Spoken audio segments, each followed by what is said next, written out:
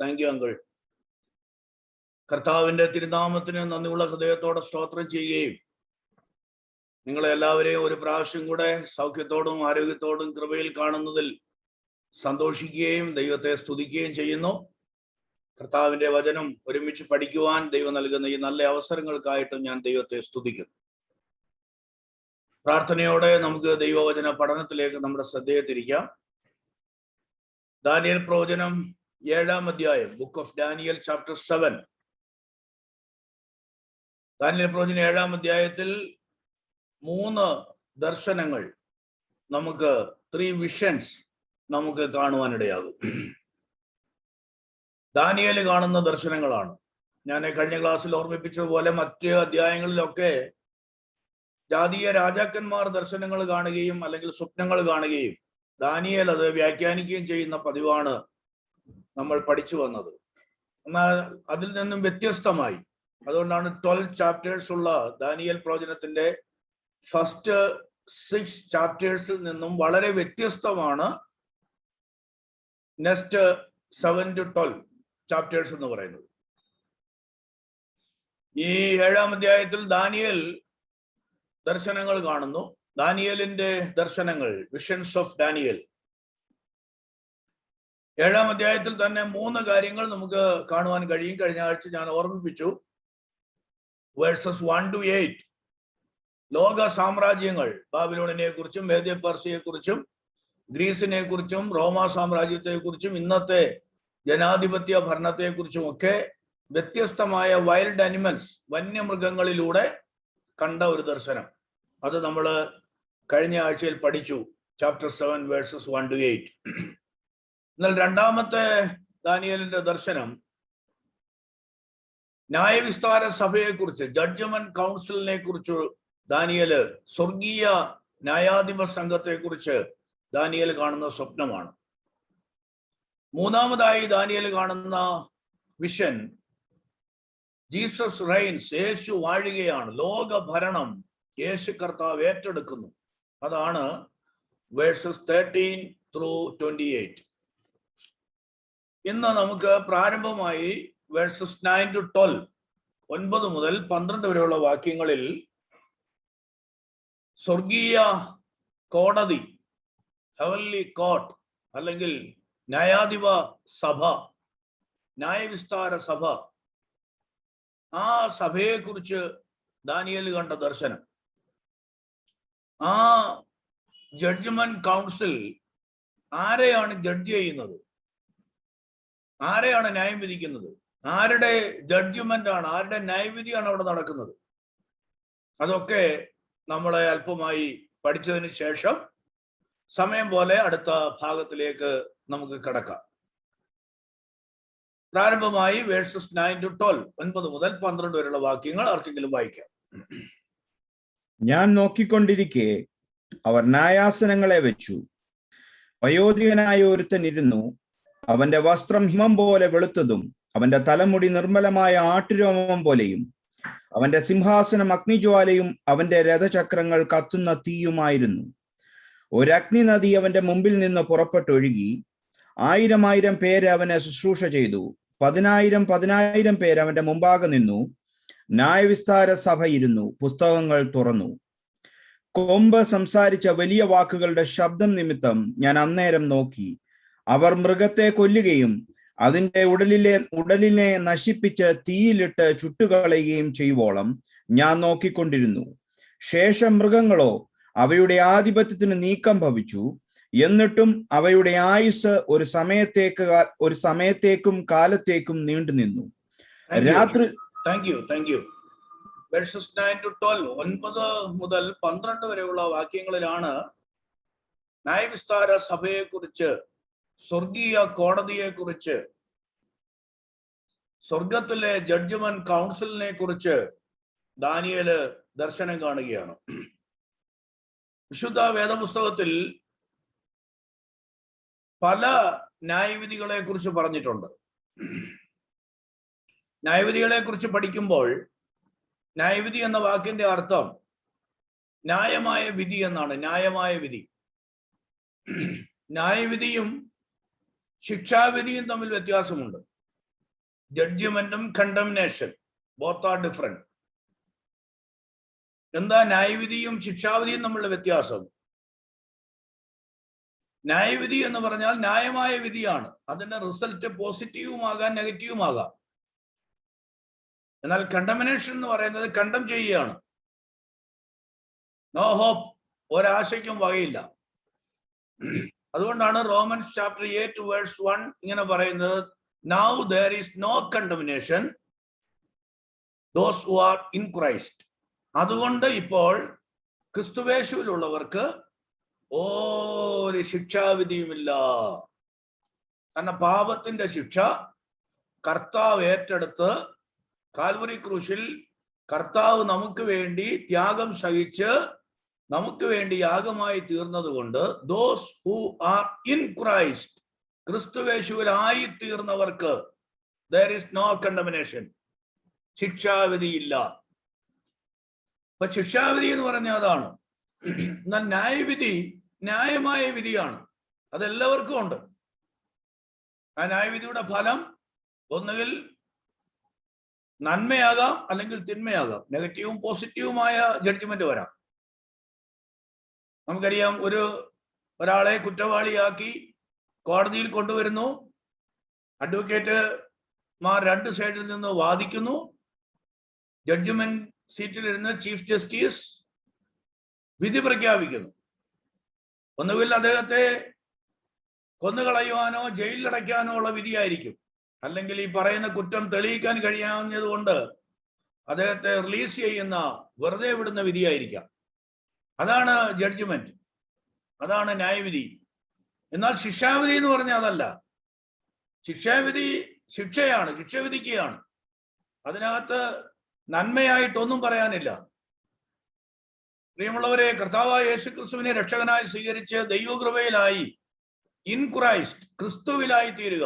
In Christ. ഞങ്ങള് Bible സ്കൂളിലൊക്കെ പഠിപ്പിക്കുമ്പോൾ ബോർഡിൽ അതിന്റെ ഡ്രോ ചെയ്ത് വരച്ച് പഠിപ്പിക്കും. ഐക്കകത്ത് നിൽക്കുന്ന ഒരാൾ ക്രിസ്തുവിലാകുക.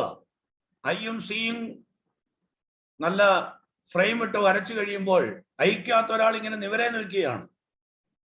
എന്നാൽ ആള് സിയിലായി കഴിയുമ്പോൾ ജാടയും അഹങ്കാരവും എല്ലാം മാറി നന്നായിട്ടങ്ങ് വളയുകയാണ്, ഒതുങ്ങുകയാണ്, സബ്മിസീവ് ആവുകയാണ്.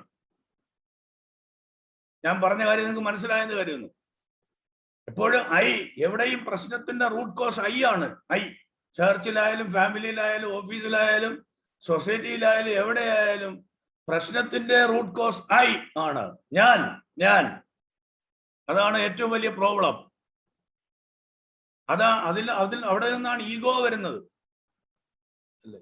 ഈഗോ എന്ന 3 വാക്കുകൊണ്ടാണ് റിലേഷൻഷിപ്പ് എന്ന 12 ലെറ്റേഴ്സ് ഉള്ള ആ ഒരൊറ്റ വേർഡ് ഖരാബായി പോകുന്നത്. അല്ലേ? ഈഗോ എന്ന 3 ആൽഫബറ്റ്സ്. ഇപ്പോൾ ഈഗോ വരുന്നത് എവിടെ നിന്ന്? ഐയിൽ നിന്നാണ്. ഞാൻ, അല്ലേ? നബൂഖദ്നേസർ അതാ പറഞ്ഞ ഞാൻ. അല്ലേ? ഭാര്യയും ഭർത്താവോടെ വഴക്ക് ഉണ്ടാകുമ്പോൾ പറയും എന്റെ കൊച്ച്. അപ്പൊ ഭാര്യ പറയും എന്റെ കൊച്ചല്ല, നമ്മുടെ കൊച്ച്. അല്ലേ? നിങ്ങൾ ഇത്ര ടെൻഷൻ അടിക്കാൻ കാര്യം എന്താ? കൊച്ച് നമ്മുടെ രണ്ടുപേരുടെയും കൂടെ അല്ലേ? നീ എന്താ കൊച്ചിനെ നോക്കാഞ്ഞ്? നീ എന്താ കൊച്ചിന് പാല് കൊടുക്കാഞ്ഞ്? നീ എന്താ ശ്രദ്ധിക്കാഞ്ഞ്? എടാ, ഇത് നമ്മുടെ രണ്ടുപേരുടെയും കൂടെ അല്ലേ? നമ്മൾ രണ്ടുപേരും ഒരു ടീമിൽ അംഗമല്ലേ? ഓപ്പോസിറ്റ് ടീം അല്ലല്ലോ. അപ്പം ഫെയിലിയർ ആയാലും സക്സസ് ആയാലും നമ്മുടെ ടീമാ ജയിക്കുന്നേ. കാരണം നമ്മൾ ഒരു ടീമിൽ അംഗമാ. അതൊരു ടുഡേ സ്പെഷ്യൽ ആയിട്ട് പോകട്ടെ. നമുക്ക് ദാനിയേലിലേക്ക് വരാം. Okay, note the point. Okay, അപ്പോൾ ശിക്ഷാവിധിയുണ്ട്, ന്യായവിധിയുണ്ട്. നമ്മെ ശിക്ഷാവിധിയിൽ നിന്ന് ദൈവം വിടുവിച്ചു. എന്നാൽ നാം ചെയ്യുന്ന എല്ലാ പ്രവൃത്തികൾക്കും ന്യായമായ വിധിയുണ്ട്. ന്യായമായ വിധി. വിശുദ്ധ വേദപുസ്തകം പഠിച്ചാൽ അതിപ്രധാനപ്പെട്ട വളരെ ഇമ്പോർട്ടന്റ് ആയിട്ടുള്ള 7 ജഡ്ജ്മെന്റ്സ്, 7 ന്യായവിധികളെ കുറിച്ച് നമുക്ക് കാണുവാനിടയാവും. 7 ജഡ്ജ്മെന്റ്സ്. ഒരുപക്ഷെ അത് പിന്നെയും നമ്മൾ കുറച്ചുകൂടെ ഡീറ്റെയിൽ ആയിട്ട് പോയാൽ അതിനേക്കാൾ കൂടുതൽ കാണും. പക്ഷെ mainly we can see there are 7 judgments. in the Bible. Number one, ഒന്നാമത്തെ ന്യായവിധി എന്നത് വിശ്വാസികളുടെ ന്യായവിധിയാണ്. വിശ്വാസികളുടെ ന്യായവിധി. അതുകൊണ്ടാണ് ഞാൻ ഇത്രയും ബാക്ക്ഗ്രൗണ്ട് പറഞ്ഞേ. വിശ്വാസിയുടെ ന്യായവിധി എന്ന് കേൾക്കുമ്പോൾ എല്ലാവരും ഓർക്കട, വിശ്വാസിക്ക് ന്യായവിധി ഉണ്ടോ? വിശ്വാസിക്ക് ന്യായവിധിയുണ്ട്, പക്ഷെ വിശ്വാസിക്ക് എന്തില്ല? വിശ്വാസിക്ക് ശിക്ഷാവിധിയില്ല. No condemnation, but there is a judgment. ന്യായവിധിയുണ്ട്, ശിക്ഷാവിധിയില്ല. വിശ്വാസിയുടെ ന്യായവിധിക്ക് കർത്താവായ യേശുക്രിസ്തു ഇരിക്കുന്ന സിംഹാസനം, അതിന് പറയുന്ന പേര് ക്രിസ്തുവിന്റെ ന്യായാസനം എന്നാണ്. ജഡ്ജ്മെന്റ് സീറ്റ് ഓഫ് ക്രൈസ്റ്റ്, ക്രിസ്തുവിന്റെ ന്യായാസനം. വചനം പറയുന്നു, ഓരോരുത്തൻ ശരീരത്തിൽ ഇരിക്കുമ്പോൾ ചെയ്തത് നല്ലതാകിലും തീയതാകിലും അതിന് തക്കവണ്ണം പ്രാപിക്കേണ്ടതിന് നാം എല്ലാവരും ക്രിസ്തുവിന്റെ ന്യായാസനത്തിന് മുമ്പാകെ വെളിപ്പെടേണ്ടതാകുന്നു. നാം എല്ലാവരും എന്ന് പറഞ്ഞാൽ ഇൻക്ലൂഡിങ് പോൾ. പൗലോസാണ് ആ വാക്യം പറഞ്ഞത്. പൗലോസ് വരെ ഞാൻ ഉൾപ്പെടെ നമ്മളെല്ലാവരും all saints of God, ദൈവത്തിന്റെ എല്ലാ വിശുദ്ധന്മാരും ക്രിസ്തുവിന്റെ ന്യായാസനത്തിന് മുമ്പാകെ വെളിപ്പെടേണ്ടതാകുന്നു. നമ്മുടെ തനി സ്വരൂപം, നമ്മുടെ തനി നിറം വെളിപ്പെട്ടു വരും. വിശ്വാസികളെ ന്യായം വിധിക്കുവാൻ കർത്താവിരിക്കുന്ന സിംഹാസനം, വേണമെങ്കിൽ അതിനെ പ്രതിഫലം വിഭജിക്കുന്ന സ്ഥലം, ഗ്രീക്കിൽ ബീമ എന്നുള്ള പദമാണ് ഉപയോഗിച്ചിട്ടുള്ളത്. ന്യായവിധി എന്ന് പറയാൻ മടിയുണ്ടെങ്കിൽ, പേടിയാണെങ്കിൽ പ്രതിഫലം വിഭജിക്കുന്ന സ്ഥലം എന്ന് നമുക്കതിന് പേര് കൊടുക്കാം. പക്ഷെ കോമൺലി വിശ്വാസികൾക്ക് ന്യായമായ വിധി കൽപ്പിക്കുന്ന ആ സിംഹാസനം, അതാണ് ക്രിസ്തുവിന്റെ ന്യായാസനം. എന്നാൽ കർത്താവായ യേശു ക്രിസ്തു മഹാപീഡനകാല ഒടുവിൽ ഈ ഭൂമിയിലേക്ക് വന്ന് 1000 ആണ്ട് വാഴ്ച ആരംഭിക്കുന്നതിന് മുമ്പേ ഒരു ന്യായവിധി നടത്തും. അത് ദ ജഡ്ജ്മെന്റ് ഓഫ് ജെന്റൈൽസ്, ജാതികളുടെ ന്യായവിധി. മത്തായി സുവിശേഷത്തിൽ നാം വായിക്കുന്നു, അവൻ തേജസ്സിന്റെ സിംഹാസനം വെച്ച് ചെമ്മരിയാടുകളും കോലാടുകളും പോലെ ഇടത്തും വലത്തുമായ ആളുകളെ തരംതിരിച്ച് മഹാപീഡനകാലത്തിൽ യഹൂദനെ സംരക്ഷണ ചെയ്ത ആളുകളെ വലത്തുഭാഗത്തെ ചെമ്മരിയാട് എന്ന് അഭിസംബോധന ചെയ്ത്, എന്റെ പിതാവിനാൽ അനുഗ്രഹിക്കപ്പെട്ടവരെ വരുവീൻ, ലോകസ്ഥാപനം മുതൽ നിങ്ങൾക്കായി ഒരുക്കിയിരിക്കുന്ന രാജ്യം അവകാശമാക്കിക്കൊള്ളുവീൻ. വിശന്നു ഭക്ഷിപ്പാൻ തന്നു, ദാഹിച്ചു കുടിക്കാൻ തന്നു, നഗ്നനായിരുന്നു ഉടുക്കാൻ തന്നു, ജയിലിലായിരുന്നു കാണാൻ വന്നു, രോഗിയായി ഇരുന്നു ഞങ്ങളെ കണ്ടു. അതുകൊണ്ട് എൻ്റെ ഈ ചെറിയ സഹോദരന്മാരിൽ ഒരുത്തന് ചെയ്തത് എനിക്ക് ചെയ്തു എന്ന് പറഞ്ഞ് തേജസ്സിന്റെ സിംഹാസനം വെച്ച് ജാതികളെ ന്യായം വിധിച്ച് 1000 ആണ്ട് വാഴ്ചയിലേക്ക് പ്രവേശിപ്പിക്കുന്ന ന്യായവിധി, അതാണ് ജാതികളുടെ ന്യായവിധി. മൂന്നാമത്തെ ന്യായവിധി ജഡ്ജ്മെന്റ് ഓഫ് ഇസ്രായേൽ, അല്ലെങ്കിൽ ജഡ്ജ്മെന്റ് ഓഫ് ജ്യൂസ്, യഹൂദന്മാരുടെ ന്യായവിധി. അത് നടക്കുന്നത് മഹാപീഡന കാലത്തിൽ, ഗ്രേറ്റ് ട്രിബുലേഷൻ പീരീഡിലൂടെയാണ്. അതിനാണ് യിരെമ്യാവ് ആ കാലഘട്ടത്തെ വിളിക്കുന്നത് യാക്കോബിന്റെ കഷ്ടകാലം എന്ന്. കഷ്ടകാലം, അതാണ് ഇസ്രായേലിന്റെ ന്യായവിധി. എന്നാൽ അടുത്ത 4ാമത്തെ ന്യായവിധിയാണ് ജഡ്ജ്മെന്റ് ഓഫ് ആന്റി ക്രൈസ്റ്റ്, എതിർ ക്രിസ്തുവിന്റെ ന്യായവിധി.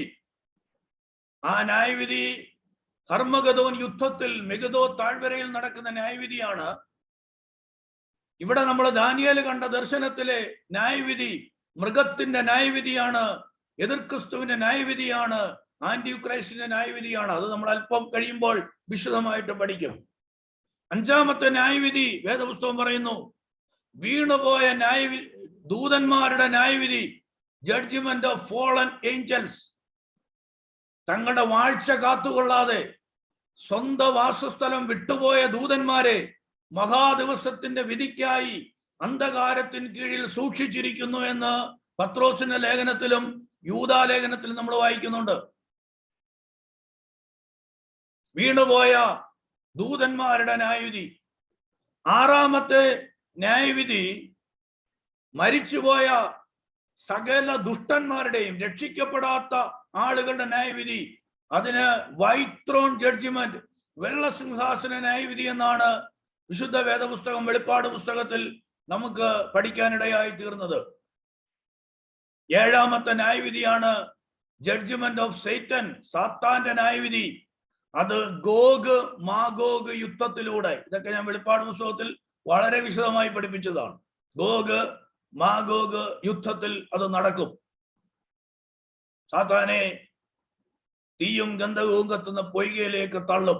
ഇങ്ങനെ 7 ന്യായവിധികളെ കുറിച്ച് വചനം നമ്മെ പഠിപ്പിക്കുന്നു. ഒന്നുകൂടെ ഞാൻ പറയാം. വിശ്വാസികളുടെ ന്യായവിധി, 2 ജാതികളുടെ ന്യായവിധി, 3 ഇസ്രായേലിന്റെ ന്യായവിധി, 4 എതിർ ക്രിസ്തുവിന്റെ ന്യായവിധി, 5 വീണുപോയ ദൂതന്മാരുടെ ന്യായവിധി, 6 മരിച്ചുപോയ ദുഷ്ടന്മാരുടെ, പാപികളുടെ, രക്ഷിക്കപ്പെടാത്തവരുടെ, മാനസാന്തരപ്പെടാത്തവരുടെ ന്യായവിധി, ഒന്നുകൂടെ പറഞ്ഞാൽ ജീവപുസ്തകത്തിൽ പേരെഴുതി കാണാത്തവന്റെ ന്യായവിധി, 7ാമത്തെ ന്യായവിധി പിശാചിന്റെ ന്യായവിധി. ഇങ്ങനെ 7 അതിപ്രധാനപ്പെട്ട ന്യായവിധികളെ കുറിച്ച് വചനം നമ്മെ പഠിപ്പിക്കുന്നു.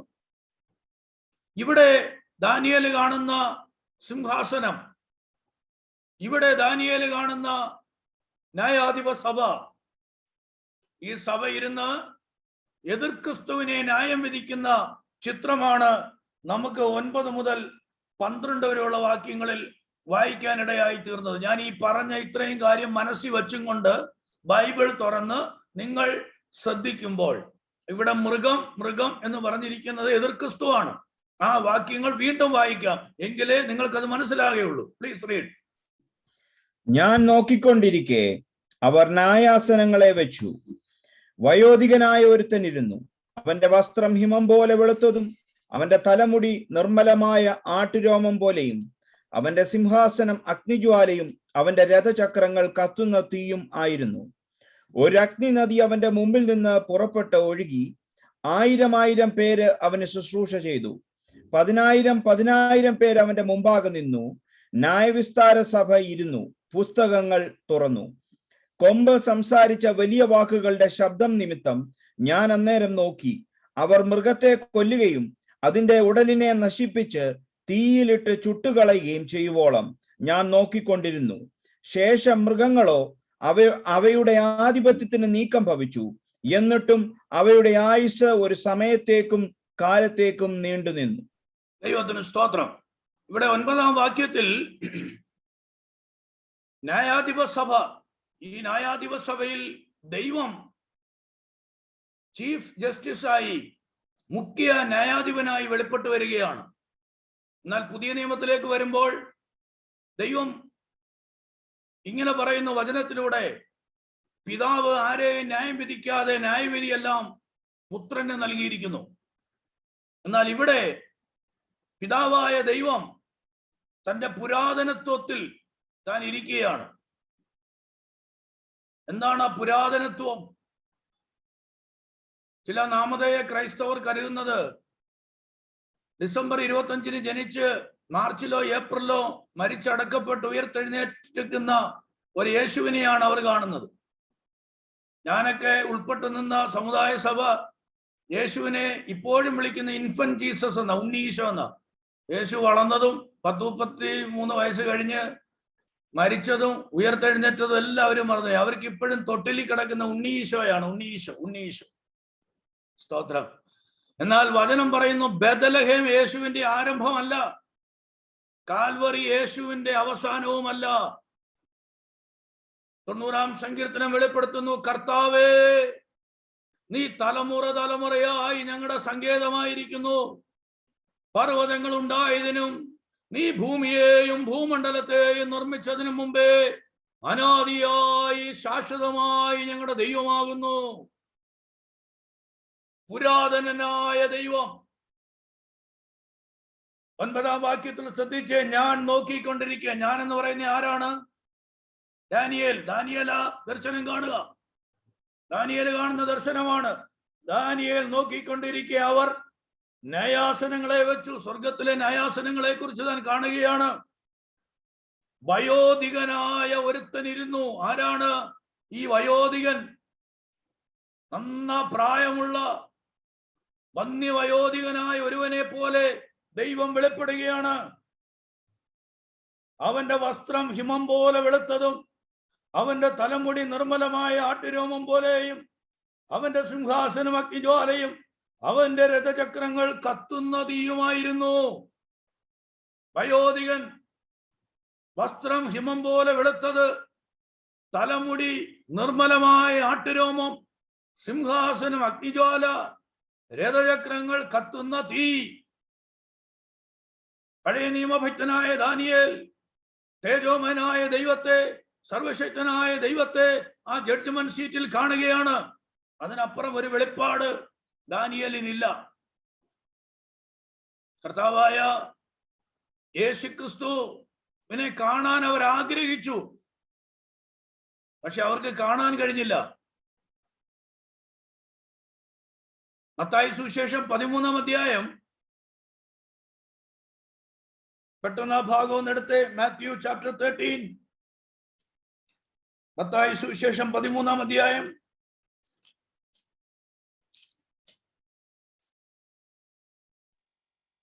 അതിന്റെ 17-ാമത്തെ വാക്യം, 16, 17 വാക്യങ്ങൾ. Chapter 13 verses 16 and 17 Mathew. എന്നാൽ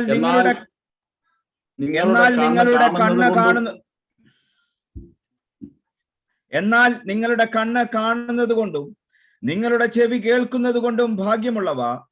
ഏറിയ പ്രവാചകന്മാരും നീതിമാന്മാരും നിങ്ങൾ കാണുന്നത് കാണുവാൻ ആഗ്രഹിച്ചിട്ടും കണ്ടില്ല, നിങ്ങൾ കേൾക്കുന്നത് കേൾക്കുവാൻ ആഗ്രഹിച്ചിട്ടും കേട്ടില്ല എന്ന് ഞാൻ സത്യമായിട്ടും നിങ്ങളോട് പറയുന്നു. യേശു ക്രിസ്തുവിന്റെ ഒരു വെളിപ്പാട് പഴയ നിയമ വിശുദ്ധന്മാർക്ക് കിട്ടിയില്ല. യേശുവിന്റെ യഥാർത്ഥ രൂപം അവർക്ക് കാണാൻ കഴിഞ്ഞില്ല. കർത്താവായ യേശു ക്രിസ്തു പറയുകയാണ്, ഏറിയ പ്രവാചകന്മാർ ദാനിയേലും യെശയ്യാവും യിരെമ്യാവും ഹോശയും മീഖായും യോവേലും, ഈ ഏറിയ പ്രവാചകന്മാരും യോബ്, നോഹ, അബ്രഹാം, ഇസഹാക്ക്, യാക്കോബ് തുടങ്ങിയുള്ള നീതിമാന്മാരും നിങ്ങൾ കാണുന്നത് എന്ന് വെച്ചാൽ നിങ്ങൾ കാണുന്ന യേശുവിനെ കാണാൻ ആഗ്രഹിച്ചു, കണ്ടില്ല. നിങ്ങൾ കേൾക്കുന്നത് കേൾക്കാൻ ആഗ്രഹിച്ചു, അവൾക്ക് കേൾക്കാൻ കഴിഞ്ഞില്ല. യേശു അവരോട് പറയുക, നിങ്ങളുടെ കണ്ണ് കാണുന്നത് കൊണ്ടും നിങ്ങളുടെ ചെവി കേൾക്കുന്നത് കൊണ്ടും ഭാഗ്യമുള്ളവാ. ഞാൻ പറയുന്നത് മനസ്സിലാവുന്നുണ്ടോ? അതുകൊണ്ടാ യോഹന്നാൻ പറഞ്ഞത്, ഞങ്ങളുടെ കണ്ണ് കണ്ടതും ഞങ്ങളുടെ ചെവി കേട്ടതും ഞങ്ങളുടെ കൈ തൊട്ടതുമായ ജീവന്റെ വചനം സംബന്ധിച്ച് ആരാണ് ആ ജീവന്റെ വചനം? കർത്താവായ യേശു ക്രിസ്തുവാണ്. ഇവിടെ ഇതാ ജഡ്ജ്മെന്റ് സീറ്റിൽ പഴയ നിയമ വെളിപ്പാടിൽ ദാനിയേൽ കാണുന്നു, വന്യവയോധികനായി, ഹിമം പോലെ വെളുത്ത വസ്ത്രമുള്ള, നിർമ്മലമായ ആട്ടുരോമം പോലെ തലമുടിയുള്ള, അഗ്നിജാലയായ സിംഹാസനത്തിലിരിക്കുന്ന, രഥചക്രങ്ങൾ കത്തുന്ന തീ പോലെയുള്ള ഒരു ന്യായവിസ്താര സഭയെ ദാനിയേൽ കാണുകയാണ്. ഇനി നിങ്ങൾ ശ്രദ്ധിച്ചേ, 10-ാമത്തെ വാക്യം, ദാനിയേൽ ചാപ്റ്റർ 7 verse 10 ശ്രദ്ധിക്കുക. ഒരു അഗ്നി നദി അവന്റെ മുമ്പിൽ നിന്ന്, അതായത് ആ സിംഹാസനത്തിന് മുമ്പിൽ നിന്ന് പുറപ്പെട്ടൊഴുകി. ഒരു അഗ്നി നദി പുറപ്പെട്ടൊഴുകി. 1000 പേര് അവന് ശുശ്രൂഷ ചെയ്തു. 10,000 പേര് അവന്റെ മുമ്പാകെ നിന്നു. ന്യായവിസ്താര സഭ ഇരുന്നു, പുസ്തകങ്ങൾ തുറന്നു. ഒരു അഗ്നി നദി പുറപ്പെട്ടൊഴുകുകയാണ്.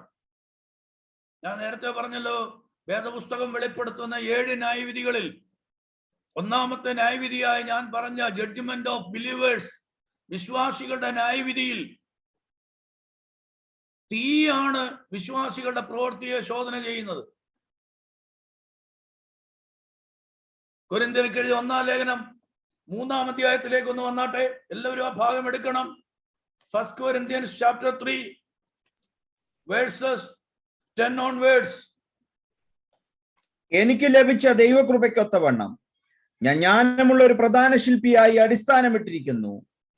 മറ്റൊരുത്തൻ മീതെ പണിയുന്നു. താൻ എങ്ങനെ പണിയുന്നു എന്ന് ഓരോരുത്തരും നോക്കിക്കൊള്ളട്ടെ. യേശു ക്രിസ്തു എന്ന് ഇട്ടിരിക്കുന്ന അടിസ്ഥാനമല്ലാതെ മറ്റൊന്നിടുവാൻ ആർക്കും കഴിയുകയില്ല. ആ അടിസ്ഥാനത്തിന്മേൽ ആരെങ്കിലും പൊന്ന്, വെള്ളി, വിലയേറിയ കല്ല്, മരം, പുല്ല്, വൈക്കോൽ എന്നിവ പണിയുന്നുവെങ്കിൽ അവനവന്റെ പ്രവൃത്തി വെളിപ്പെട്ടു വരും. ആ ദിവസം അതിനെ തെളിവാക്കും. അത് തീയോടെ വെളിപ്പെട്ടു വരും. ഓരോരുത്തന്റെ പ്രവൃത്തി ഇന്ന വിധമെന്ന് തീ തന്നെ ശോധന ചെയ്യും. ഒരുത്തൻ പണിത പ്രവൃത്തി നിലനിൽക്കും എങ്കിൽ അവന് പ്രതിഫലം കിട്ടും. ഒരുത്തന്റെ പ്രവൃത്തി വെന്തുപോയെങ്കിൽ അവന് ഛേദം വരും, താനോ രക്ഷിക്കപ്പെടും. എന്നാൽ തീയിൽ കൂടി എന്ന പോലെ അത്രേ. ശ്രദ്ധിക്കുക, ഇവിടെ എതിർ ക്രിസ്തുവിനെ ന്യായം വിധിക്കാനായി ന്യായവിസ്താര സഭ ഇരിക്കുമ്പോൾ ഒരു അഗ്നി നദി ആ ന്യായാധിപ സീറ്റിന്റെ മുമ്പിലൂടെ ഒഴുകുന്ന രംഗം ദാനിയേൽ ദർശനത്തിൽ കാണുകയാണ്. അതാണ് പ്രിയമുള്ളവരെ ആ ജഡ്ജ്മെന്റ് സീറ്റിന്റെ പ്രത്യേകത എന്ന് പൗലോസ് അപ്പോസ്തലൻ കൊരിന്തിലെ വിശ്വാസികളോട് പറയുകയാണ്. അവിടെ ഭയങ്കര പ്രശ്നമാണ്. കൊരിന്ത് സഭയെ കുറിച്ച് പുറം ലോകം അറിയുന്നത് ഒരു കൃപാവരത്തിനും കുറവില്ലാത്ത സഭയാണെന്നാ. പക്ഷെ അകത്ത് കയറുമ്പോൾ ഭയങ്കര പ്രശ്നമാണ്. ഏറ്റവും വലിയ പ്രശ്നം ഡിവിഷനാണ്. പൗലോസിന്റെ പക്ഷം, അപ്പല്ലോസിന്റെ പക്ഷം, കേഫാവിന്റെ പക്ഷം, ക്രിസ്തുവിന്റെ പക്ഷം. പൗലോസ് പറയുന്നു, നിങ്ങളുടെ ഇടയിൽ ഭിന്നതയുണ്ടെന്ന് ക്ലോവയുടെ ആളുകളിലൂടെ എനിക്ക് അറിവ് കിട്ടിയിരിക്കുന്നു. ഗുരുതരമായ പ്രശ്നങ്ങൾ, വിഗ്രഹാർപ്പിതം തിന്നാൻ പോകുന്നു, മ്ലേച്ഛതയിൽ ജീവിക്കുന്നു, പാപം ചെയ്യുന്നതിന് യാതൊരു മടിയുമില്ല. ഒരു വല്ലാത്ത നിലവാരത്തിൽ സഭ മാറിക്കൊണ്ടിരിക്കുന്നു. ആ സഭയുടെ മൂല്യച്യുതി കണ്ടിട്ട്, അധപ്പതനം കണ്ടിട്ട്, ആത്മീക ദുരന്തം ആത്മാവിൽ കണ്ടിട്ട് പൗലോസ് എഴുതിയ ലേഖനങ്ങളാണ് കൊരിന്ത്യർക്ക് എഴുതിയ 2 ലേഖനങ്ങൾ. 1-ാം അധ്യായത്തിൽ 1-ാമത്തെ ലേഖനത്തിൽ 1-ാം ലേഖനത്തിൽ പൗലോസ് അവരോട് പറയുന്നു, ആ ദുഷ്ടനെ നിങ്ങളുടെ ഇടയിൽ നിന്ന് നീക്കിക്കളവീൻ. അവിടുത്തെ ഒരു വിശ്വാസി ഒരു അച്ചാനെ വിളിച്ച പേരാ. നമ്മുടെ സഭയിലെങ്ങനെ ഇങ്ങനെ വല്ലതും വിളിച്ചാലോ നമ്മുടെ കാര്യവും പോക്കാം, പിന്നെ അച്ചാനായി ഏറിയാലും കാണത്തില്ല. പക്ഷെ ദുഷ്ടത പ്രവർത്തിക്കുന്നവനെ നോക്കി പൗലോസ് പറയുന്ന ആ ദുഷ്ടനെ എന്ന് വെച്ചാ മാരക പാപം ചെയ്ത് ജീവിക്കുക. അങ്ങനെ പാപം ചെയ്തവനെ കുറിച്ച് സഭയ്ക്ക് ഒരു പശ്ചാത്താപവും ഇല്ല. എനിക്ക് തോന്നുന്നു ഏറ്റവും കൂടുതൽ കോൺട്രിബ്യൂഷൻ കൊടുക്കുന്ന ആളായിരിക്കും, ഐ ഡോണ്ട് നോ. പക്ഷേ അവർക്ക് അതിനെക്കുറിച്ച് ഒരു പശ്ചാത്താപവും ഇല്ല. പൗലോസ് പറഞ്ഞ ആ ദുഷ്ടനെ നിങ്ങളുടെ ഇടയിൽ നിന്ന് നീക്കിക്കളവീൻ. പക്ഷെ അവര് ചെയ്തില്ല കേട്ടോ, അവര് ചെയ്തില്ല.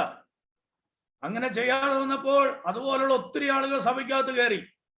ഇപ്പൊ മെജോറിറ്റി അങ്ങനെയുള്ളവരായി. അപ്പൊ 2-ാം ലേഖനം എഴുതിയപ്പോൾ പൗലോസ് പറയുന്നത് എന്താണെന്നറിയാവോ? ജീവൻ വേണേ ഓടിക്കോ, നിങ്ങൾ അവരുടെ നടുവിൽ നിന്ന് പുറപ്പെട്ട് വേർപെട്ടിരിപ്പീൻ. മനസ്സിലാകുന്നുണ്ടോ ഞാൻ പറയുന്ന കാര്യം? എത്ര പേർക്ക് മനസ്സിലായി ഞാൻ പറയുന്നത്? 1-ാം ലേഖനം എഴുതിയപ്പോൾ ഒരാളെ ഉള്ളായിരുന്നു, ക്രമം കെട്ട് ജീവിക്കുന്നവൻ. അവനെ അങ്ങ് നീക്കാൻ പറഞ്ഞു, പക്ഷെ നീക്കിയില്ല. അപ്പൊ 4 അയലത്തെ സഭകളെല്ലാം കൂടെ പറഞ്ഞു കൊടുത്ത് നിന്റെ ലൈഫിന് പറ്റിയ ഒരു ചേർച്ച് കൂടെ ഉണ്ട്, അങ്ങോട്ട് പൊക്കോളാൻ പറഞ്ഞു.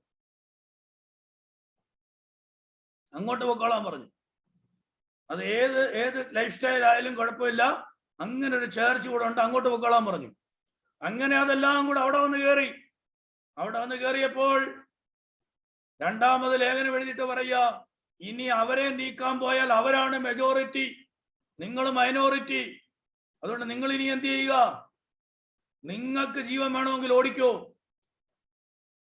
നിങ്ങൾ അവരുടെ നടുവിൽ നിന്ന് വേർപെട്ട് പുറപ്പെട്ടിരിപ്പീൻ. അങ്ങനെയായിപ്പോയി സഭയുടെ സ്ഥിതി.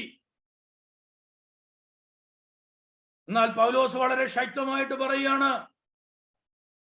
ക്രിസ്തുവിന്റെ ന്യായാസനത്തിനു മുമ്പാകെ വെളിപ്പെടും.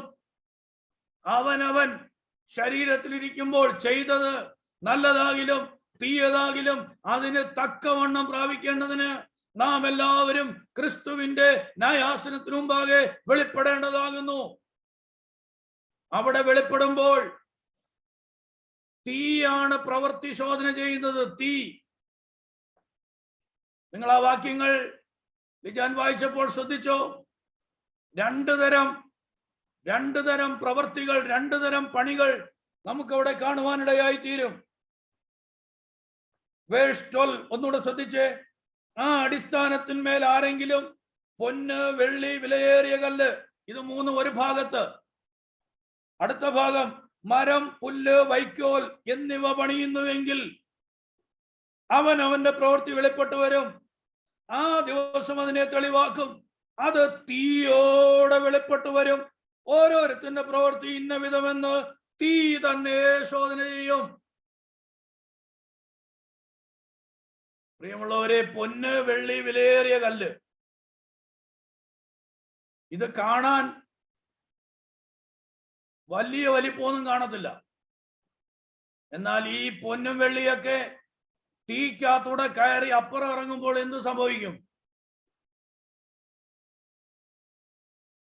അതിന്റെ അശുദ്ധിയെല്ലാം മാറി അത് ഫൈൻ ഗോൾഡായി, തനി തങ്കമായി, പ്യുവറായി വെളിയിൽ വരും. എന്നാൽ മരം, പുല്ല്, വൈക്കോൽ കാണാൻ ഭയങ്കര ഭംഗിയാ, ഭയങ്കര വലിപ്പമായിരിക്കും. എന്നാൽ അതിനെ തീക്കകത്തൂടെ കടത്തിവിടുമ്പോൾ ഇപ്പുറത്ത് വന്നു കഴിഞ്ഞാൽ എന്തോ കിട്ടും? ഞാൻ പറയുന്നത് നിങ്ങൾക്ക് മനസ്സിലാവുന്നുണ്ടോ? ഫോളോ ചെയ്യുന്നുണ്ടോ? എന്ത് കിട്ടും? കുറച്ച് ആഷസ്, കുറച്ച് ചാരം മാത്രം കിട്ടും. നമ്മൾ പെർഫോമൻസിന് വേണ്ടി, സ്റ്റേജ് ഷോയ്ക്ക് വേണ്ടി കാട്ടിക്കൂട്ടുന്നത്, നമ്മുടെ പേരിനും പെരുമയ്ക്കും വേണ്ടി കാട്ടിക്കൂട്ടുന്നത് പത്രങ്ങളിൽ വരും, വാട്സപ്പിൽ വരും, ഫേസ്ബുക്കിൽ വരും, മീഡിയയിൽ വരും. നാട്ടുകാരെല്ലാം വാനോളം പുകഴ്ത്തും. മരം, പുല്ല്, വൈക്കോല് പോലെ ഭയങ്കര സംഭവമായി വെളിപ്പെടും. പക്ഷെ തീക്കകത്തൂടെ കയറി വെളിയിൽ വരുമ്പോൾ ഒരു പിടി ചാരം മാത്രം കയ്യിൽ കാണും. എന്നാൽ പൊന്ന്, വെള്ളി, വിലയേറിയ കല്ല്, ഇതുപോലെയുള്ള പ്രവൃത്തികൾ വലം കൈ ചെയ്യുന്നത് ഇടം കൈ അറിയാതെ കർത്താവുമായിട്ടുള്ള ബന്ധത്തിൽ നിലനിൽക്കുന്ന പ്രവൃത്തികൾ ചെയ്യുന്നത് തീയിലൂടെ കയറി പുറത്തു വരുമ്പോൾ അത് കുറെ കൂടെ ശോഭയുള്ളത്, മാറ്റുള്ളതായി മാറും. വിശ്വാസികളുടെ പ്രവൃത്തികളെ തീ ശോധന ചെയ്യും. മറന്നുപോകരുത്. ഇവിടെ ഇതാ 1000 10,000 ദൂതന്മാർ നിൽക്കുകയാണ്. ഒരു അഗ്നി നദി അവന്റെ മുമ്പിൽ നിന്ന് പുറപ്പെട്ടൊഴുകി 1000 പേർ അവന് ശുശ്രൂഷ ചെയ്തു. 10,000 പേർ അവന്റെ മുമ്പാകെ നിന്നു. ആരാണ് ഈ 1000? ദൈവത്തിന്റെ വിശുദ്ധ ദൂതന്മാരാണ്. ലക്ഷോപലക്ഷം ദൂതന്മാർ. അത് നമ്മൾ മൾട്ടിപ്ലൈ ചെയ്ത് നോക്കിയാൽ ലക്ഷോപലക്ഷം ദൂതന്മാർ ശുശ്രൂഷിച്ചും കൊണ്ട് നിൽക്കുകയാണ്. അടുത്ത വാക്യം ശ്രദ്ധിച്ചേ. ന്യായവിസ്താര സഭ ഇരുന്നു. ദൈവത്തിന് ന്യായവിസ്താര സഭയുണ്ടോ? ദൈവത്തിന് ക്യാബിനറ്റ് ഉണ്ടോ? ദൈവത്തിന് മന്ത്രിസഭയുണ്ടോ? ഉണ്ടോ പ്രിയമുള്ളവരെ? സ്തോത്രം. ദൈവത്തിന് ന്യായവിസ്താര സഭയുണ്ടോ? ദൈവത്തിന് മന്ത്രിസഭയുണ്ടോ? ഉണ്ട്. യോബിന്റെ പുസ്തകം ചോദിക്കുന്നു, നീ ദൈവത്തിന്റെ മന്ത്രിസഭയിൽ കൂടിയിട്ടുണ്ടോ? അപ്പൊ ദൈവത്തിന് മന്ത്രിസഭയുണ്ടോ? ജോബ് 15:8, യോബ് 15:8. നീ ദൈവത്തിന്റെ മന്ത്രിസഭയിൽ കൂടിയിട്ടുണ്ടോ? ജ്ഞാനത്തെ താങ്ക് യു. നീ ദൈവത്തിന്റെ മന്ത്രിസഭയിൽ കൂടിയിട്ടുണ്ടോ? അപ്പൊ ദൈവത്തിന് മന്ത്രിസഭയുണ്ട്. ഇനി റോമൻസ് ചാപ്റ്റർ 11, റോമാലേഖനം 11-ാം അധ്യായം 33-36. റോമാലേഖനം 11:33 മുതൽ 36 വരെയുള്ള വാക്യങ്ങൾ. ആ ദൈവത്തിന്റെ ധനം, ജ്ഞാനം, അറിവ് എന്നിവയുടെ ആഴമേ, നിന്റെ ന്യായവിധികൾ എത്ര അപ്രമേയവും അവന്റെ വഴികൾ എത്ര അഗോചരവും ആകുന്നു. കർത്താവിന്റെ മനസ്സറിഞ്ഞവൻ ആർ? അവന് മന്ത്രിയായിരുന്നവൻ ആർ? അവന് വല്ലതിനു മുമ്പേ താങ്ക് യു. കർത്താവിന്റെ മനസ്സറിഞ്ഞവൻ ആര്? അവന് മന്ത്രിയായിരുന്നവൻ ആര്? അപ്പോൾ ദൈവത്തിന് മന്ത്രിസഭയുണ്ടോ? ഉണ്ട്. മന്ത്രിസഭയിൽ മന്ത്രിമാരുണ്ടോ? ഉണ്ട്. നമുക്കറിയാം, ഇന്ന് ലോകത്ത് കാണുന്ന ഞങ്ങളുടെ പ്രധാനമന്ത്രി മോദിജിയുടെ മന്ത്രിസഭയിലും നിങ്ങളുടെ പ്രസിഡന്റ് ബൈഡൻ സാഹിബിന്റെ മന്ത്രിസഭയിലും ഒന്നുമില്ലാത്ത മന്ത്രി ദൈവത്തിന്റെ മന്ത്രിസഭയിലുണ്ട്. ആ വകുപ്പ് ഏതാന്നറിയാമോ? സ്തോത്രം. അത് എഡ്യൂക്കേഷൻ അല്ലെങ്കിൽ ഇറിഗേഷൻ, ഫോറിൻ അഫയർ. ഈ മന്ത്രിസഭയും ക്യാബിനറ്റും ഒന്നുമല്ല. സർവശക്തനായ ദൈവത്തിന്റെ മന്ത്രിസഭയിൽ ഒരു മന്ത്രിയുണ്ട്. ആ മന്ത്രിക്ക് വേദപുസ്തകം കൊടുത്തിരിക്കുന്ന പേര് മിറക്കിൾ മിനിസ്റ്റർ എന്നാണ്. അത്ഭുത മന്ത്രി. എത്ര പേർക്ക് സന്തോഷമുണ്ട്? ഞാൻ പറയുന്നത് മനസ്സിലാകുന്നുണ്ടോ? നമുക്കൊരു ഉപവാസ പ്രാർത്ഥനയായിരുന്നേ കൈയടിച്ച് കുറച്ചൊരു ആരാധിക്കായിരുന്നു. സ്തോത്രം അല്ലേ? കാരണം ലോകത്തിന്റെ ഒരു മന്ത്രിസഭയിലും ഇല്ലാത്തൊരു മന്ത്രി നമുക്ക് വേണ്ടി നമ്മുടെ ദൈവത്തിന്റെ മന്ത്രിസഭയിലുണ്ട്. യെശയ്യാവ് വിളിച്ചു പറയുന്നു, അവൻ അത്ഭുത മന്ത്രി, വീരനാം ദൈവം, നിത്യപിതാവ്, സമാധാന പ്രഭു. ആധിപത്യം അവന്റെ തോളിലാണ്. നമുക്കൊരു മിറക്കിൾ മിനിസ്റ്റർ ഉണ്ട്. എന്താ ഈ മിനിസ്റ്റർ ചെയ്യുന്നത്? ഡോക്ടർമാർ ഹെൽപ്ലെസ് ആകുമ്പോൾ, വൈദ്യശാസ്ത്രം കഴിയത്തില്ല എന്ന് പറയുമ്പോൾ, ടീച്ചേഴ്സ് നോ പറയുമ്പോൾ, ലോകത്തിന്റെ നിയമവ്യവസ്ഥകൾ ഇംപോസിബിൾ എന്ന് പറയുമ്പോൾ, മുട്ടുകുത്തുന്ന ദൈവവൈതലിനു വേണ്ടി, മുട്ടുകുത്തുന്ന ദൈവവൈതലിനു വേണ്ടി, അത് വീട്ടിലായാലും, അത് മരച്ചുവട്ടിലായാലും, ഓഫീസിലായാലും, മുട്ടുകുത്തുന്ന ദൈവവൈതലിനു വേണ്ടി ആകാശം കീറി ഇറങ്ങി വന്ന് അത്ഭുതങ്ങളെ ചെയ്യുന്ന ഒരത്ഭുത മന്ത്രി നമുക്കുണ്ട്. അവനത്രേ നമ്മുടെ വീണ്ടെടുപ്പുകാരനായ കർത്താവായ യേശുക്രിസ്തു. അനസ്തേഷ്യ ഇല്ലാതെ സർജറികൾ നടത്താൻ അവന് കഴിയും. നമ്മൾ പോലും അറിയാതെ നമ്മുടെ അന്തരേന്ദ്രിയങ്ങളിൽ അത്ഭുതങ്ങളെ ചെയ്യുവാൻ കഴിയും. റിപ്പയറിംഗിനേക്കാൾ കൂടുതൽ അവൻ റീപ്ലേസ്മെന്റ് നടത്തിക്കൊണ്ട് എനിക്ക് നിനക്കും വേണ്ടി അത്ഭുതങ്ങളെ ചെയ്യുന്ന ദൈവമാണ്. ഓ, രക്തത്താൽ ജയം. ഹല്ലേലൂയ. വിശ്വസിക്കാൻ കഴിയുമോ? നമ്മുടെ ദൈവം അത്ഭുതങ്ങളുടെ ദൈവം. നമ്മുടെ ദൈവത്തിന് മന്ത്രിസഭയുണ്ട്. അവിടെ മന്ത്രിയുണ്ട്. ഒരേ സമയം തന്നെ മന്ത്രിയും അഡ്വക്കേറ്റുമായി നമുക്ക് വേണ്ടി പ്രവർത്തിക്കുന്ന നമ്മുടെ കർത്താവ്. ഇതൊക്കെ അനുഭവിക്കണം ദൈവമക്കളെ, ഇതൊക്കെ അനുഭവിക്കണം. ഇതൊന്നും ഞാൻ വെറുതെ പറയുന്നതല്ല. ഇതൊക്കെ അനുഭവിച്ചറിയണം. ഈ മന്ത്രി ഇറങ്ങും. അത്ഭുത രോഗശാന്തി. മുഴകൾ അപ്രത്യക്ഷമായിട്ടുണ്ട്. ഇനി 4 മാസമേ ജീവിക്കത്തോളെന്ന്, 4th സ്റ്റേജ് ആണ്, 4 മാസമേ ജീവിക്കത്തോളെന്ന് ഡോക്ടർമാർ വിധി എഴുതിയ സ്ഥാനത്ത് 4 കൊല്ലമായിട്ടും പയറുപോലെ ഓടി നടക്കുന്നവരെ എനിക്കറിയാം. സ്തോത്രം. അത്ഭുത മന്ത്രി ഇറങ്ങും. ആ വകുപ്പ് അമേരിക്കൻ ക്യാബിനറ്റിൽ ഇല്ല, ഇന്ത്യൻ ക്യാബിനറ്റിൽ ഇല്ല. ആ വകുപ്പ് സ്വർഗത്തിൽ മാത്രമേ ഉള്ളൂ. ഓർത്തോണം. ഇവിടെ ഇതാ ക്യാബിനറ്റ് കൂടി ജഡ്ജ്മെന്റ് സീറ്റിൽ അവർ ഒന്നിച്ചു വരികയാണ്. അവർ ന്യായവിസ്താര സഭ ഇരുന്നു. അടുത്ത പദം നിങ്ങൾ ശ്രദ്ധിച്ചോ.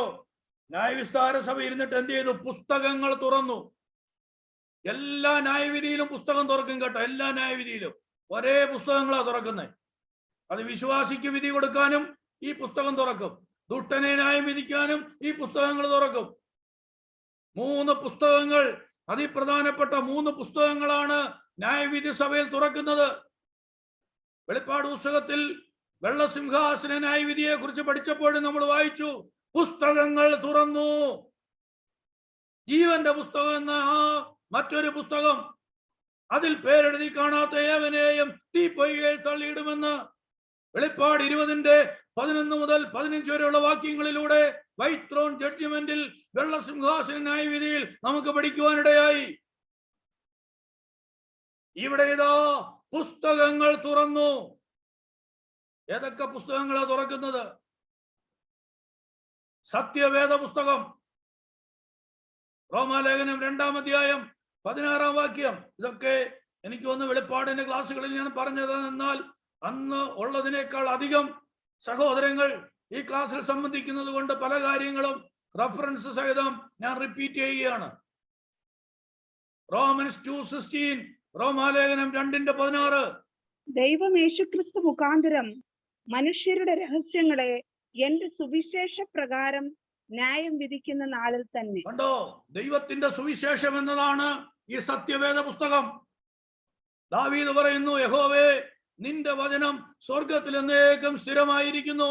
നമ്മുടെ കയ്യിൽ അതിന്റെ ഫോട്ടോ കോപ്പി അല്ലെങ്കിൽ സീറോസ് കോപ്പി മാത്രമായിരിക്കുന്നേ. ഇത് സ്വർഗത്തിൽ സ്ഥിരമാ. അതുകൊണ്ട് 40-ലധികം എഴുത്തുകാര് 1500 വർഷം കൊണ്ട് എഴുതിയ പുസ്തകം ഒരാൾ എഴുതിയതുപോലെ നമ്മൾ വായിക്കാനുള്ള കാരണം അതാ. മുക്കുവർ എഴുതിയിട്ടുണ്ട്, ഡോക്ടർ എഴുതിയിട്ടുണ്ട്, രാജാക്കന്മാർ എഴുതിയിട്ടുണ്ട്, ഗവർണർമാർ എഴുതിയിട്ടുണ്ട്, ടാക്സ് കളക്ടർ എഴുതിയിട്ടുണ്ട്. സമൂഹത്തിലെ പല പല തുറകളിൽ ജീവിച്ച ആളുകൾ എഴുതിയിട്ടുണ്ട്. 1500 വർഷം കൊണ്ടാണ് ലോകത്തിലേതെങ്കിലും പുസ്തകം 1500 years കൊണ്ട് എഴുതി പൂർത്തീകരിച്ചിട്ടുണ്ടോ? ഈ പുസ്തകം മാത്രമേ ഉള്ളൂ. 40-ലധികം എഴുത്തുകാർ പല കാലഘട്ടത്തിൽ എഴുതി. പക്ഷെ നമ്മളിത് വായിക്കുമ്പോൾ ഒരാൾ എഴുതിയതുപോലെ വായിക്കുന്നു.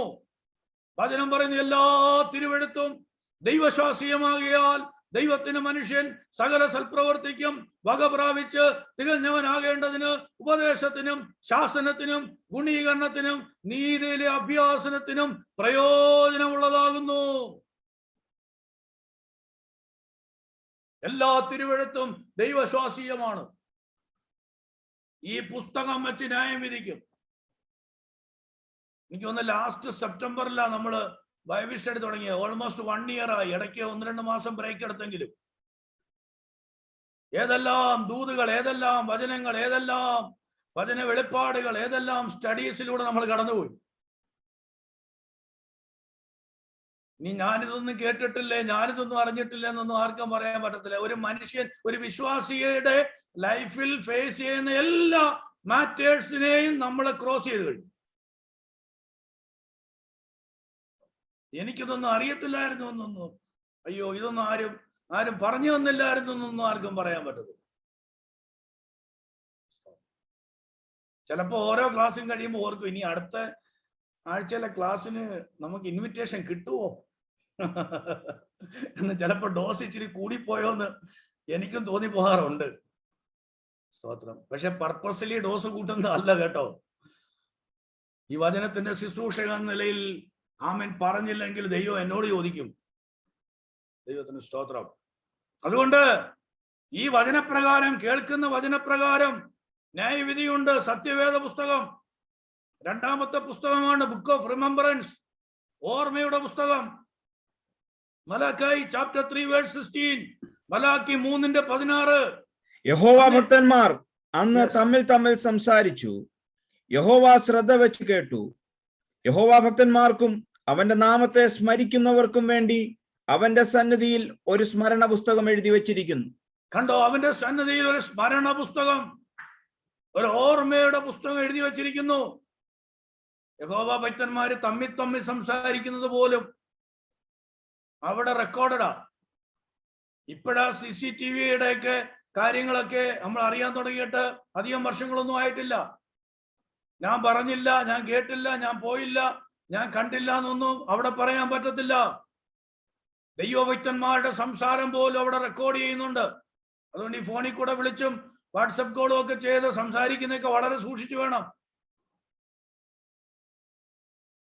കാരണം അവിടെ പുസ്തകമുണ്ട്, എല്ലാം റെക്കോർഡഡാ. ചിലപ്പോൾ നമ്മൾ ചില ആളുകളായിട്ട് സംസാരിക്കുമ്പോൾ സംസാരം മൂത്ത് കഴിയുമ്പോൾ പറയത്തില്ലേ, നിങ്ങൾ പറഞ്ഞതെല്ലാം ഞാൻ റെക്കോർഡ് ചെയ്തിട്ടുണ്ടെന്ന് അല്ലേ? അതൊരു ക്രൈമാ. എങ്കിലും ആളുകള് നമ്മുടെ സംസാരങ്ങളൊക്കെ റെക്കോർഡ് ചെയ്യുന്നുണ്ട്. നമുക്ക് അതുകൊണ്ട് ആളുകളോട് സംസാരിക്കാൻ പോലും പേടിയാ. എന്നാൽ സർവശക്തനായ ദൈവം എത്രയോ കാലം തൊട്ട് റെക്കോർഡ് ചെയ്യുക. ഇവിടെ സ്റ്റോറേജ് ഫുള്ളാകും, പക്ഷെ അവിടെ സ്റ്റോറേജ് ഫുള്ളാകത്തില്ല. ഒരു പക്ഷെ 30 days കഴിയുമ്പോൾ റെക്കോർഡിംഗ്സ് ഓട്ടോമാറ്റിക് ഡിലീറ്റ് ആയി പോകും, പക്ഷെ അവിടെ ഡിലീറ്റ് ആകത്തില്ല. ഇവിടെ സാറ്റലൈറ്റിന് തകരാറ് വന്നാൽ എല്ലാം പോയി, പക്ഷേ അവിടെ തകരാറ് വരത്തില്ല. എല്ലാം നന്നായി അറിയുന്ന, നന്നായി ശ്രദ്ധിക്കുന്ന, പ്രത്യേകിച്ച് യഹോവ ഭക്തന്മാരുടെ ആ സംഭാഷണം പോലും നന്നായി ശ്രദ്ധിക്കുന്ന ദൈവം, അറിയുന്ന ദൈവം. നമ്മുടെ ഒരു നെടുവീർപ്പ് പോലും ദൂരത്ത് നിന്ന് അറിയുന്ന ദൈവം, നമ്മുടെ ദീർഘശ്വാസം പോലും നന്നായി അറിയുന്ന ദൈവം, നമ്മുടെ ഉഴൽച്ചകളെ, നമ്മുടെ ദീർഘശ്വാസങ്ങളെ എണ്ണിക്കൊണ്ടിരിക്കുന്ന ദൈവം, നമ്മുടെ കണ്ണുനീരിനെ തുരുത്തിയിലാക്കി നമുക്ക് പ്രതിഫലം നൽകുന്ന ദൈവം. ആ ദൈവത്തിന്റെ പക്കൽ സ്മരണയുടെ പുസ്തകമുണ്ട്. മൂന്നാമത്തെ പുസ്തകം ജീവപുസ്തകമാണ്. റെവലേഷൻ 20:15, വെളിപ്പാട് 20:15 വായിക്കണ്ട. ജീവപുസ്തകത്തിൽ പേരെഴുതി കാണാത്ത ഏവനെയും തീപ്പൊയ്കയിൽ തള്ളിയിടും. ഈ തീപ്പൊയ്ക രണ്ടാമത്തെ മരണം. അപ്പോൾ ദാനിയേൽ പ്രവചനത്തിലേക്ക് മടങ്ങി വരാം. 10-ാം വാക്യം 7:10, ഒരു അഗ്നിനദി അവന്റെ മുമ്പിൽ നിന്ന് പുറപ്പെട്ടൊഴുകി 1000 പേർ അവന് ശുശ്രൂഷ ചെയ്തു. 10,000 പേർ അവന്റെ മുമ്പാകെ നിന്നു. ന്യായവിസ്താര സഭ ഇരുന്നു, പുസ്തകങ്ങൾ തുറന്നു. ആരെ ന്യായം വിധിക്കാനാണെന്ന് അറിയാമോ? ആന്റി ക്രൈസ്റ്റ് എന്ന, എതിർ ക്രിസ്തു എന്ന ആ മൃഗത്തെ ന്യായം വിധിക്കാനാണ്.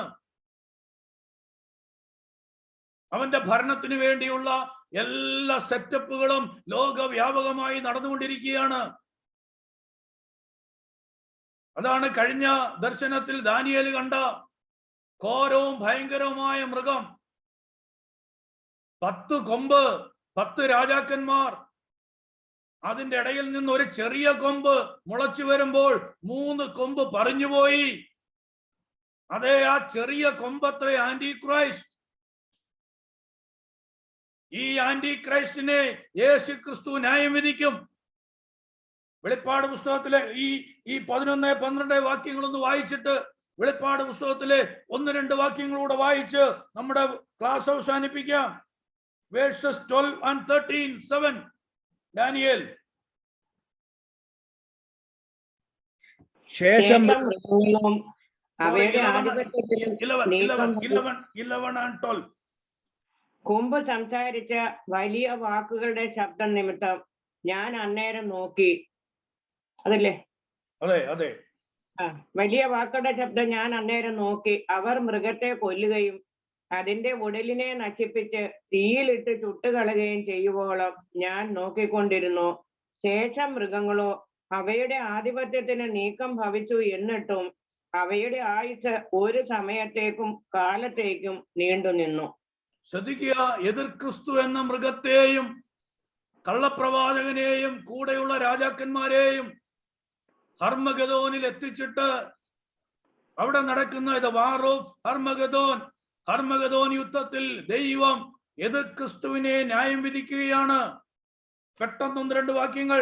റെവലേഷൻ ചാപ്റ്റർ 16, വെളിപ്പാട് പുസ്തകം 16-ാം അധ്യായം 12 മുതലുള്ള ചില വാക്യങ്ങൾ ആരംഭമായി വായിക്കാം.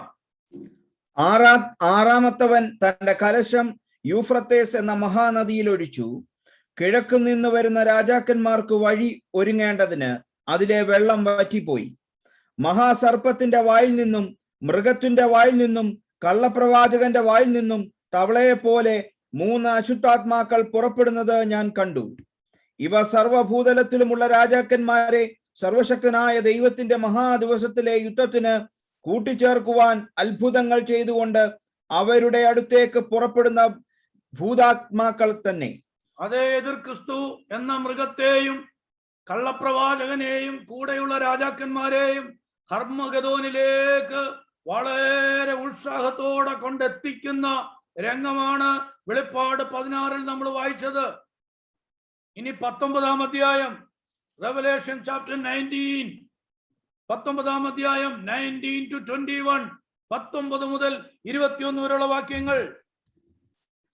കുതിരപ്പുറത്തിരിക്കുന്നവനോടും അവന്റെ സൈന്യത്തോടും യുദ്ധം ചെയ്യുവാൻ മൃഗവും ഭൂരാജാക്കന്മാരും അവരുടെ സൈന്യങ്ങളും ഒന്നിച്ചു വന്നു കൂടിയത് ഞാൻ കണ്ടു.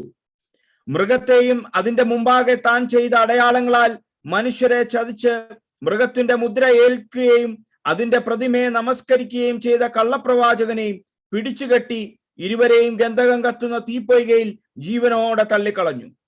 ശേഷിച്ചവരെ കുതിരപ്പുറത്തിരിക്കുന്നവന്റെ വായിൽ നിന്ന് പുറപ്പെടുന്ന വാൾ കൊണ്ട് കൊന്നു. അവരുടെ മാംസം തിന്ന് സകല പക്ഷികൾക്കും തൃപ്തി വന്നു. അതേ പ്രിയമുള്ളവരെ, എതിർ ക്രിസ്തുവിന്റെ ന്യായവിധിയാണ് നടക്കുന്നത്. വെളിപ്പാട് പുസ്തകം പഠിപ്പിച്ചപ്പോൾ ഞാൻ ആ ഭാഗങ്ങളൊക്കെ വളരെ വിശദമായി പഠിപ്പിച്ചതാണ്. ഹർമഗദോൻ താഴ്വരയിൽ എതിർ ക്രിസ്തുവിന്റെ അന്ത്യം നടക്കും.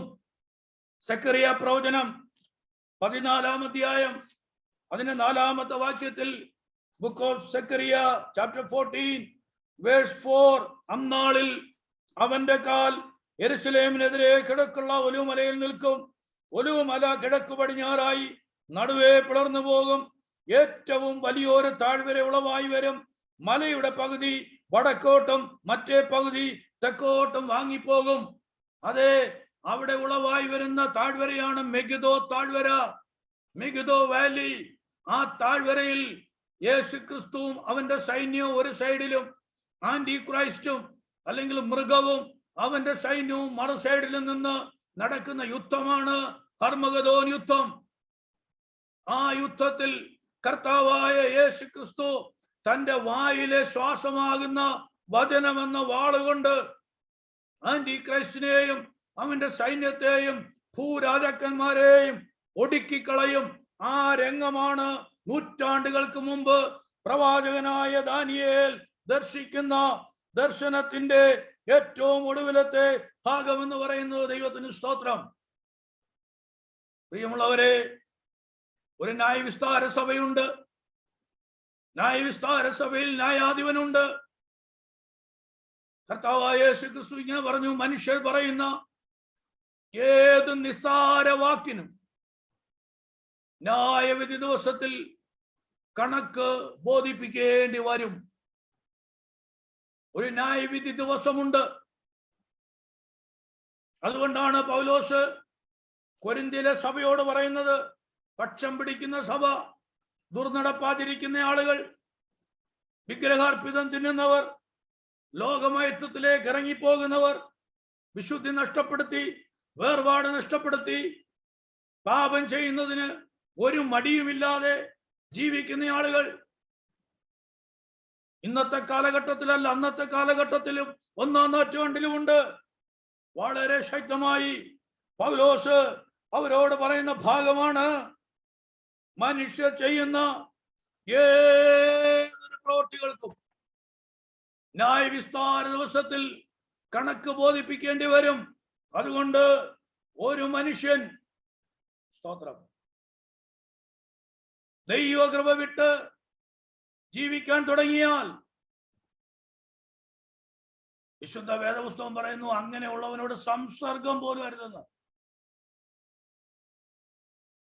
5-ാം അധ്യായം പൗലോസ് കൊരിന്ത്യർക്ക് എഴുതിയ 1-ാം ലേഖനം 4-ാം അധ്യായം 5-ാം അധ്യായം 1 Corinthians chapter 5 9 onwards നിങ്ങളൊന്ന് ശ്രദ്ധിച്ചു കേട്ടെ. ദുർനടപ്പുകാരോട് സംസർഗം അരുത് എന്ന് ഞാൻ എന്റെ ലേഖനത്തിൽ നിങ്ങൾക്ക് എഴുതിയിട്ടുണ്ടല്ലോ. 10-ാം വാക്യം, അത് ഈ ലോകത്തിലെ ദുർനടപ്പുകാരോടോ അത്യാഗ്രഹികളോടോ പിടിച്ചുപറിക്കാരോടോ വിഗ്രഹാരാധികളോടോ അരുത് എന്നല്ലല്ലോ. അങ്ങനെയെങ്കിൽ നിങ്ങൾ ഈ ലോകം വിട്ട് പോകേണ്ടി വരും. 11-ാം വാക്യം ശ്രദ്ധിച്ചേ. എന്നാൽ സഹോദരൻ എന്ന് പേർപെട്ട ഒരുവൻ ദുർനടപ്പുകാരനോ അത്യാഗ്രഹിയോ വിഗ്രഹാരാധിയോ വാവിഷ്ഠാണക്കാരനോ മദ്യപനോ പിടിച്ചുപറിക്കാരനോ ആകുന്നു എങ്കിൽ അവനോട് സംസർഗം അരുത് എന്ന് മാത്രമല്ല, അടുത്ത വാക്യം ശ്രദ്ധിച്ചോ, അങ്ങനെയുള്ളവനോടുകൂടെ ഭക്ഷണം കഴിക്കുക പോലും അരുത് എന്നത്രേ ഞാൻ നിങ്ങൾക്ക് എഴുതിയത്. കണ്ടോ, എന്താണ് സഭ? ഇതൊരു ക്ലബാണോ? നാടൻ ഭാഷയെ പറഞ്ഞാൽ ഇതൊരു അവിയലാണോ? എക്യൂമെനിക്കലാണോ? എല്ലാത്തിനും സ്വാതന്ത്ര്യമുള്ളിടമാണോ? അതല്ല സഭ. പ്രിയമുള്ളവരെ, ഒരു മനുഷ്യൻ ശരീരത്തിലിരിക്കുമ്പോൾ ചെയ്തത് നല്ലതാകിലും തീയതാകിലും അതിന് തക്കവണ്ണം പ്രാപിക്കേണ്ടതിന് ക്രിസ്തുവിന്റെ ന്യായാസനത്തിനു മുമ്പാകെ വെളിപ്പെടേണ്ടതാകുന്നു. നമ്മുടെ തനി സ്വരൂപം, നമ്മൾ ആരാണെന്ന് വളരെ ക്ലിയറായി ആ ന്യായാസനത്തിനു മുമ്പാകെ വെളിപ്പെട്ടു വരും. അവന് മറഞ്ഞിരിക്കുന്ന ഒരു സൃഷ്ടിയുമില്ല. വളരെ ഗൗരവപൂർവം ക്രിസ്തീയ ജീവിതം ഭയത്തോടെ കഴിപ്പാൻ ദൈവം നമുക്ക് കൃപ നൽകട്ടെ. പ്രതിസന്ധികളിൽ തളർന്നു പോകരുത്. ഇവിടുത്തെ HR ഇല്ലാത്തൊരു വകുപ്പ്, ഇവിടുത്തെ ക്യാബിനറ്റ് ഇല്ലാത്തൊരു വകുപ്പ്, എനിക്ക് നിനക്കും വേണ്ടി പ്രവർത്തിക്കുവാൻ ഉയരങ്ങളിലുണ്ട്. പ്രതിസന്ധികളുടെ നടുവിൽ ഉയരങ്ങളിലേക്ക് കണ്ണുകളെ ഉയർത്തു. അത്ഭുത മന്ത്രി നമുക്ക് വേണ്ടി ഇറങ്ങി വരും. ആ സാന്നിധ്യം തുടർന്നും അനുഭവിപ്പാൻ ഈ വചനങ്ങളാൽ കർത്താവ് നമ്മെ സഹായിക്കട്ടെ. ഒരു നിമിഷം നമുക്ക് പ്രാർത്ഥിക്കാം. സ്വർഗസ്ഥ പിതാവേ, ഞങ്ങൾ തിരുനാമത്തെ സ്തുതിക്കുന്നു. സ്വർഗത്തിൽ ഒരു ന്യായവിസ്താര സഭയുണ്ടെന്നും അവിടെ ഒരു ന്യായാധിപനുണ്ടെന്നും ഞങ്ങൾ വചനത്തിൽ നിന്ന് മനസ്സിലാക്കുന്നു. എന്നാൽ ക്രിസ്തുയേശുവിലുള്ളവർക്ക് ഒരു ശിക്ഷാവിധിയും ഇല്ല എന്നുള്ള വചനം പോലെ നിത്യ ശിക്ഷാവിധിയിൽ നിന്ന് ഞങ്ങളെ വിടുവിച്ച കൃപയ്ക്കായി സ്തോത്രം. എന്നാൽ ഒരു ന്യായവിധി ഞങ്ങൾക്കുണ്ടെന്നും അതിൽ ന്യായമായത് അർഹമായത് പ്രാപിച്ചെടുക്കുവാൻ ഞങ്ങളുടെ ജീവിതത്തെ പരമാർത്ഥതയോടെ കാത്തു സൂക്ഷിക്കേണ്ടതിന് വചനത്തിനു മുമ്പാകെ വചനം ശുശ്രൂഷിച്ച ഞാനും കേട്ട ദൈവജനവും ഞങ്ങൾ ഒരുമിച്ച് ദൈവകരങ്ങളിൽ ഞങ്ങളെ തന്നെ സമർപ്പിക്കുന്നു. തുടർന്നുള്ള ശുശ്രൂഷകളെ അനുഗ്രഹിച്ച് നിന്റെ ജനത്തെ ജയത്തോടെ വഴി നടത്തണം. യേശുക്രിസ്തുവിന്റെ നാമത്തിൽ കൃപ തോന്നി കേൾക്കണമേ സ്വർഗസ്ഥ പിതാവേ. ആമേൻ. ആമേൻ.